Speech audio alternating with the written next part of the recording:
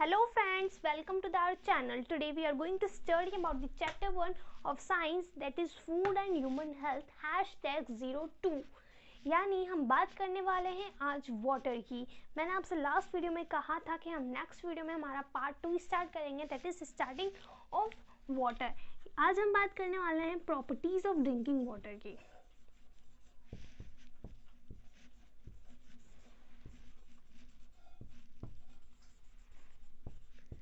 सबसे पहले तो आप बताइए कि वाटर क्या होता है। आप कहेंगे H2O वाटर होता है, तो इन दोनों के कॉम्बिनेशन से क्या बना, इन दोनों की जब रिएक्शन करी तो क्या मिला, हमें वाटर मिला।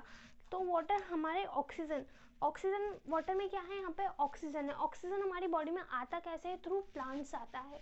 हम जब सांस लेते हैं तो प्लांट्स हमें ऑक्सीजन देते हैं, हम उनको एक्सचेंज में क्या देते हैं, कार्बन डाइऑक्साइड देते हैं। That is not necessary are for our body, ठीक है ना।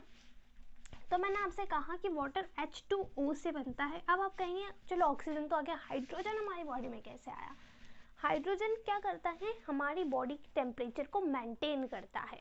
वो क्या करता है, हाइड्रोजन कर रहा है, ठीक है ना। तो ऐसे करके हमारी बॉडी में H2O आया। हमारी बॉडी में 70% वाटर प्रेजेंट है, ठीक है। और अर्थ सरफेस में भी 70% वाटर प्रेजेंट है। तो क्या 30% हमारी बॉडी किससे बनी हुई है, ये हम आगे बात करते हैं। तो हम नहाते हैं, खाते हैं, सब में किसमें प्रेजेंट, सब में क्या प्रेजेंट है, वाटर प्रेजेंट है। कैसे प्रेजेंट है, मान लीजिए आपने खाना खाया, खाने में क्या है, पानी मिला हुआ है। अगर आप एक दिन पानी नहीं पीएंगे तो आपको काफ़ी सारे डिजीज़ हो जाएंगे, दैट इज़ डिहाइड्रेशन, काफ़ी सारे होते हैं, कॉलेरा हो जाता है, जॉन्डीज हो जाता है, ये सारे वाटर से हो जाते हैं। मान लीजिए आपने कभी गंदा पानी पी लिया तो आपको एक डिजीज़ हो जाती है, दैट इज बाला एंड नारू। लेकिन यहाँ पे हम बात करें प्रॉपर्टीज़ ऑफ ड्रिंकिंग वाटर, इसकी प्रॉपर्टीज़ क्या होती है। मैंने आपको फर्स्ट लिखा है व्हाट इज़ लाइफ। क्यों लिखा है, क्योंकि हमारी लाइफ का एसेंशियल पार्ट क्या है, वाटर है, ठीक है ना। सबसे जल्दी वेपर में कन्वर्ट होने वाली चीज़ है वाटर, ठीक है ना। वाटर को ज़रा सा गर्म करो, फटाफट से किस में कन्वर्ट हो जाएगा, वेपर में कन्वर्ट हो जाएगा। आप चॉकलेट को एकदम से गर्म करके देखो, नहीं होगी, उसको बहुत टाइम लगेगा वेपर में कन्वर्ट होने में, ठीक है ना। फिर भी वो कन्वर्ट नहीं होगी, ठीक है ना। तो हम ये भी लिख सकते हैं कि water has a high rate of vaporisation.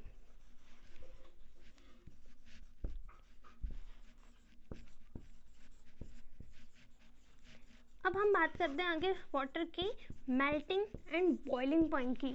तो वाटर का मेल्टिंग पॉइंट होता है 0 degree Celsius and 32 degree Fahrenheit.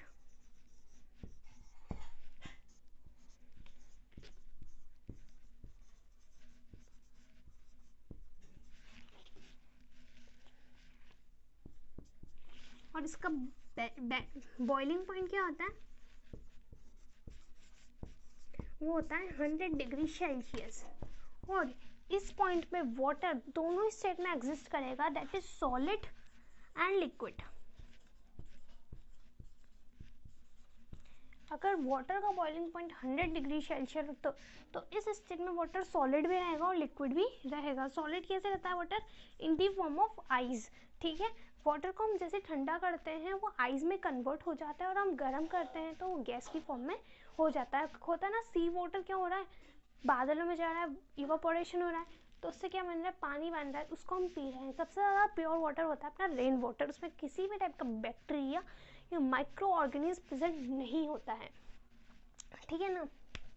Water एक ऐसा कॉमन सब्सटेंस है जो सॉलिड में भी एग्जिस्ट करेगा, लिक्विड में भी एग्जिस्ट करेगा, और वेपर में भी एग्जिस्ट करेगा, यानी गैसियस फॉर्म में। ये सबसे अच्छी क्वालिटी है वाटर की, वो तीनों स्टेट्स में एग्जिस्ट कर रहा है।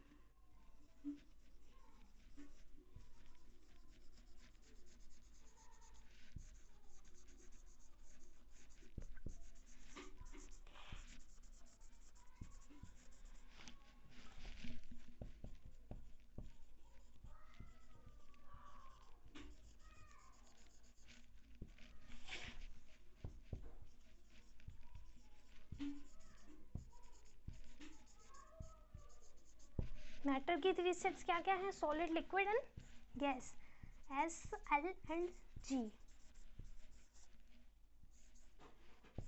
ठीक है, आगे हम बात करते हैं कि है ना, एक वाटर एक ऐसा सब्सटेंस है जो रूम टेम्परेचर पे क्या होता है, ऑर्डरलेस होता है, यानी उसमें स्मेल नहीं आएगी। आप रूम टेम्परेचर को छोड़ के दूसरे टेम्परेचर पे अगर हम जाएंगे तो वाटर में से क्या होगा, स्मेल आएगी। आप कहेंगे कि एक दिन वाला पानी दूसरे दिन, मतलब आज जो आपने पानी पिया उसको रख दिया और उसको ही दूसरे दिन पियो, उसमें क्या होंगे, माइक्रो ऑर्गेनिज्म धीरे धीरे पैदा होने लगेंगे। ठीक है, तो हम आगे बात करते हैं क्वालिटीज़ ऑफ वाटर की। तो वाटर की मेन क्वालिटी क्या है कि वाटर अपनी बॉडी में ब्लड फ्लो में काम आता है, that is in the form of oxygen आता है। ठीक है, दूसरी हम बात करें कि water must be free from micro organism, visible plants and particles. ठीक है ना, वी शुड हमें डेली 8 ग्लास ऑफ वाटर तो पीना ही चाहिए, मिनिमम है, मैक्सिमम क्या है। ठीक है ना, 8 ग्लास वाटर पियेंगे तो हमारी बॉडी कैसी होगी, बैलेंस्ड होगी, हमारी सांस लेने में कोई प्रॉब्लम नहीं, यानी respiration system, digestive system, circulatory system, excretory, ये सब किससे रिलेटेड है, वाटर से रिलेटेड। अगर वाटर नहीं तो हम भी नहीं, that's why water is the life. ठीक है ना, सोर्सेज ऑफ वाटर की हम बात करते हैं, वाटर आता कहाँ से है, कहाँ से आता है वाटर, रिवर से आता है, लेक्स से आता है, डैम से आता है, लेकिन ड्रिंकिंग वाटर हमारा रिवर से आता है। हम ऐसा तो नहीं है ना सी वाटर पीते हैं, सी वाटर अगर हम पीते हैं तो हमें डेथ हो जाती है, या फिर ज़्यादा नमक सी वाटर में क्या होता है, NaCl या फिर सॉल्ट ज़्यादा होता है जो हमारी बॉडी को एकदम से, अब समुद्र का पानी पियोगे ना तो आपकी बॉडी में प्रॉब्लम्स हो जाएगी या फिर कुछ भी डिसीज़ आपको हो सकता है। वाटर से होने वाला मेन डिजीज जो बीच में राजस्थान में सबसे ज़्यादा हुआ था, दैट इज़ बाला एंड नारू। इसके पैथोजन का नाम होता है ड्रैकनकुलस मैडिनेसिस। ये एग्जामिनर आपसे 1 मार्क्स के क्वेश्चन में पूछ सकता है।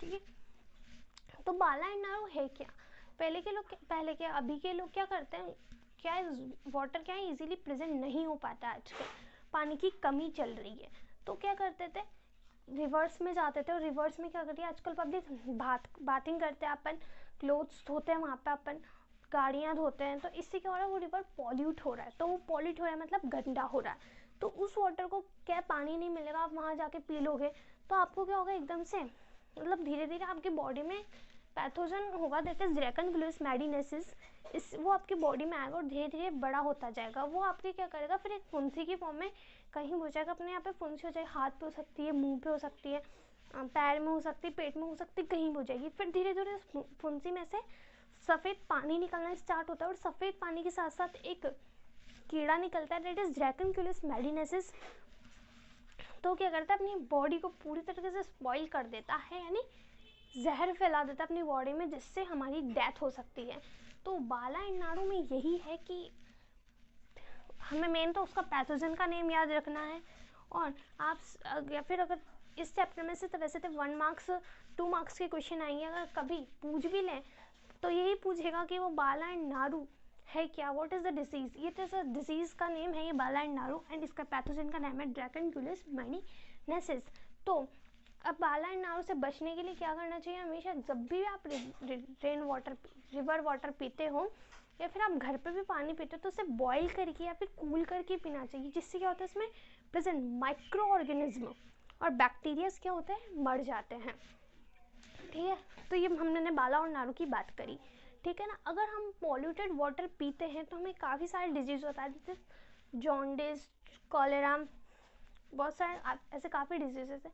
और पॉल्यूटेड वाटर हमारी बॉडी को बहुत नुकसान करते हैं, क्योंकि अगर हमारे कहीं भी मान लीजिए अगर आप नाली में भी गंदगी जम जाती है तो वो धीरे धीरे फैलती जाती है, ऐसे ही हमारी बॉडी में अगर गंदगी जम जाएगी तो धीरे धीरे हमारी बॉडी में फैल जाएगी, जिससे क्या होगा, हमारे काफ़ी सारे सिस्टम्स में या फिर ऑर्गन्स में या मसल्स में प्रॉब्लम होना स्टार्ट हो जाएगी। अगर हम आगे बात करते हैं हमारे next topic, that is obesity.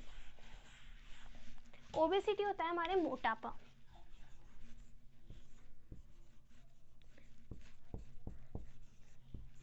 कुछ लोग होते हैं जिनका स्टमक कैसा होता है, ऐसा होता है, ऐसा भी नहीं, हम कह सकते हैं ये ऐसा होता है, ठीक है। लेकिन कुछ लोग होते हैं जिनका स्टमक कुछ ऐसा होता है एकदम फिट, स्वैट, स्लिम, ठीक है ना। तो ये वाली कंडीशन कौन सी है? ओबेसिटी है, ठीक है ना। और ये वाली होती है फिटनेस। तो ओबेसिटी क्या होता है? जिस टाइम हमारी बॉडी में मैक्सिमम फैट स्टोर होना शुरू हो जाता है उसे हम ओबेसिटी कहते हैं, ठीक है ना।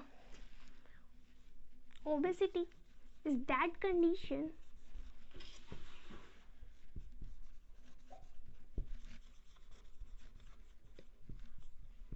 when maximum fat stored in body। कुछ लोग होते हैं आजकल अपनी चर्बी यानी फैट कम कराने के लिए क्या करते हैं? ऑपरेशन करा लेते हैं, लेकिन वो ऑपरेशन आगे जाके उनको दुख देता है, यानी ओल्ड एज में जाके उनकी क्या होगा? फैट तो सारा निकाल लिया, लेकिन उससे क्या होगा? उनके पसीना नहीं आएगा, ऐसे करके उनका फैट बार बार बढ़ता भी है अगर वो फिजिकल वर्क नहीं करते हैं। तो अगर ओबेसिटी की कंडीशंस, मान लीजिए किसी का मोटापा 250 kg तक है ना, तो वो कंट्रोल में हो सकता है। मान लीजिए कोई 500 के पार है तो उसका तो कोई ऑपरेशन भी पॉसिबल नहीं है। 250 kg तक हम इसकी कंट्रोल कर सकते हैं। लेकिन अगर हम बात करें 30 kg पर मीटर स्क्वायर, इसे हम ओबेसिटी कंडीशन कह सकते हैं, ठीक है ना। ये वाली कंडीशन है ओबेसिटी की। मैंने बात करी अभी ओबेसिटी की, when maximum fat stored in body is called obesity conditions, ठीक है ना। जब हमारी बॉडी में बहुत ज़्यादा फैट स्टोर हो जाएगा तो हम क्या होंगे? मोटे हो जाएंगे। उससे हमें काफ़ी सारे डिजीज हो जाते हैं। कुछ बहुत से ना जो मोटा होता है उसका कहते हैं डायबिटीज़ होती है, शुगर होती है, हार्ट अटैक के चांसेस बहुत ज़्यादा रहते हैं मोटे लोगों में। आई मीन ओबेसिटी से जो सफर्ड है। तो वो लोग मोटे होते क्यों हैं? या तो फिजिकल वर्क नहीं करते होंगे, रेगुलर सेम लाइफ स्टाइल होगी उनकी, या फिर वो डेली क्या कर रहे होंगे? मीट खा रहे होंगे या फिर जंक फूड खा रहे होंगे। इससे इनकी वजह से मोटापा बढ़ता है। अगर हम डेली ज़्यादा शुगर भी हमें नहीं लेनी चाहिए, क्योंकि उससे भी हमारा मोटापा बढ़ता है, यानी ओबेसिटी की कंडीशन चांसेस बहुत ज़्यादा हैं। और अगर हम ओबेसिटी को कंट्रोल करना चाहें, यानी ऑपरेशन इसका कोई एक इलाज नहीं है, इलाज तो है लेकिन सक्सेसफुल नहीं है इतना वो, इसलिए हमें क्या करना चाहिए? इसकी प्रिकॉशंस क्या क्या हैं?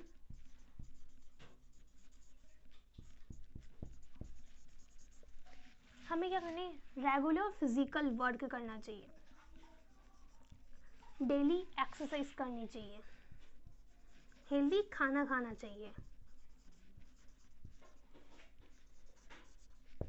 एक्सरसाइजेज और जंक फूड या फिर पैक्ड फूड आइटम्स को अवॉइड करना चाहिए।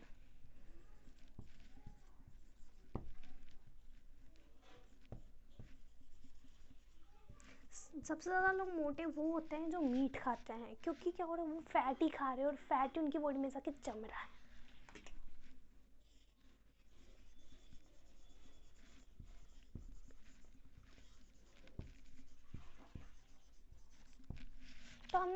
तो हमने बात करी ओबेसिटी की। ओबेसिटी क्या होता है? हमारी बॉडी में जब मैक्सिमम फैट स्टोर हो जाता है तो मैं उसे ओबेसिटी कंडीशन कहते हैं। और ओबेसिटी कंट्रोल कब होती है? अंडर कंट्रोल में होती है 250 kg पर। लेकिन अगर हमारा मोटापा 30 kg पर मीटर स्क्वायर है तो वो ओबेसिटी कंडीशन होगी that can not be control, under control. कुछ होते हैं ना, बैठ जाते तो उठ नहीं पाते हैं, खड़े हो जाते हैं तो बैठ नहीं पाते हैं, ये उनकी ओबेसिटी कंडीशन की बात करी। ओबेसिटी से हमें एक मेन डिजीज होता है दैट इज थायराइड। थायराइड में क्या होता है? इंसान कितनी भी गोलियां खा ले, कुछ खाता भी नहीं है, लेकिन फिर भी वो क्या होता है? मोटा होता जाता है।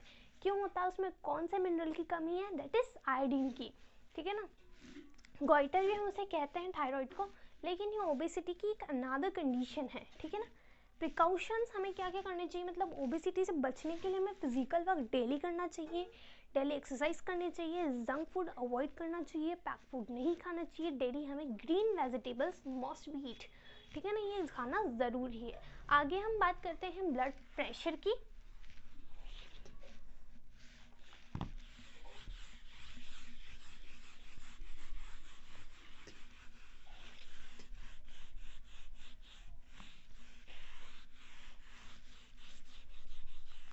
हम ब्लड प्रेशर और ओबेसिटी को कोरिलेटेड कह सकते हैं।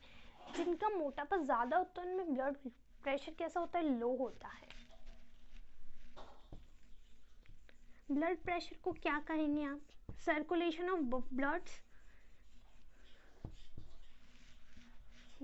प्रेशर का सर्कुलर हमारी बॉडी में क्या हो रहा है, हार्ट के थ्रू क्या हो रहा है, पूरी बॉडी में ब्लड जा रहा है, जिससे हमारे बॉडी क्या है, बॉडी के ऑर्गन्स क्या है, वर्क कर पा रहे हैं। ठीक है ना। ब्लड प्रेशर वही होता है, यानी हार्ट है, हार्ट के अपर वाइन्स, लोअर वाइन्स, अपर आर्टरीज, लोअर आर्टरीज, इनके थ्रू क्या हो रहा है, हमारी बॉडी में ब्लड पंप आ रहा है। मान लीजिए अगर कभी आपने कभी सुना है मोटर होती है, आप खाली मोटर चलाते हो तो जल जाती है। ऐसे क्या होता है, हमारे न्यूट्रिएंट्स होते हैं जैसे ऑक्सीजन, यानी अगर हमारा ब्लड प्रेशर लो है तो वो ऑक्सीजन हमारे ब्लड तक नहीं, हमारे हार्ट तक नहीं पहुंच पा रही, यानी बीच में अटक जाती है, आप यूँ भी कह सकते हैं। ठीक है ना। उससे क्या हो रहा है, हमारे जो हार्ट में ब्लड नहीं पहुंच पा रहा है, लेकिन स्टिल हमारा हार्ट क्या कर रहा है, उसको खींचने की कोशिश कर रहा है, वो बिना ब्लड के धड़क रहा है, तो उससे क्या होती है, हार्ट अटैक के चांसेस हो जाते हैं। ठीक है ना। हमारे ब्लड प्रेशर दो टाइप का होता है, लो बीपी और HBP यानी हाई ब्लड प्रेशर। तो लो ब्लड प्रेशर की यही कंडीशन है, अगर हमारे लो ब्लड प्रेशर है तो उसमें क्या होगा, हमारा ऑक्सीजन जो है हमारे ब्लड तक नहीं पहुंच पाएगा, हार्ट तक नहीं पहुंच पाएगा, जिससे क्या होगा, हमारा हार्ट जो है shrinking again and again, but वो कोई ब्लड को नहीं खींच पा रहा और हमारे बॉडी ऑर्गन्स काम होना बंद हो जाएंगे और हार्ट एकदम से स्टॉप हो जाएगा, जिससे हार्ट अटैक के चांसेस ज़्यादा रहता है। हाई ब्लड प्रेशर का मेन कॉज तो यही है, एकदम से ब्लड प्रेशर हाई हो जाना, हम यह भी कह सकते हैं। लेकिन वो किससे होता है, अगर हम डेली जंक फूड खा रहे हैं, इनकी वजह से हाई बीपी बहुत कॉज कर रहा है। हाई बीपी का कंट्रोल टाइम पे बहुत नेसेसरी है। अगर आप मान लीजिए कभी आपके हाई बीपी कॉज भी करता है तो आप एकदम से कचौरी या कॉफ़ी भी पी लेंगे ना, तो आपका बीपी क्या है, कंट्रोल में आ जाएगा। अगर आपका ब्लड प्रेशर हाई या लो है तो आपको पता ही ऑपरेशंस भी पॉसिबल नहीं है, क्योंकि एकदम से मान लीजिए आपका हाई बीपी और उन्होंने ऑपरेशन कर दिया तो क्या होगा, ब्लड ही ब्लड, ब्लड ही ब्लड। लो बीपी है तो ब्लड तो आ ही नहीं पा रहा, ऑपरेशन पॉसिबल ही नहीं है। तो इसे तो है ना, ब्लड प्रेशर को हम मेजर करते हैं स्फाइग्मोमीटर से।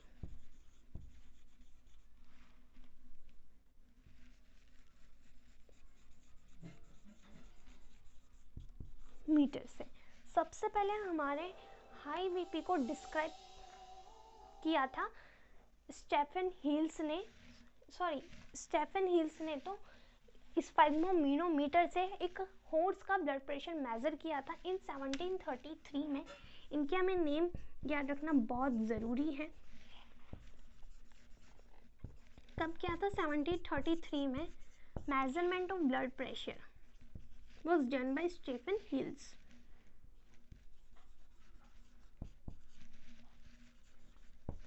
और बीपी को डिफाइन किसने किया था, वो थे अपने कैप्लॉन।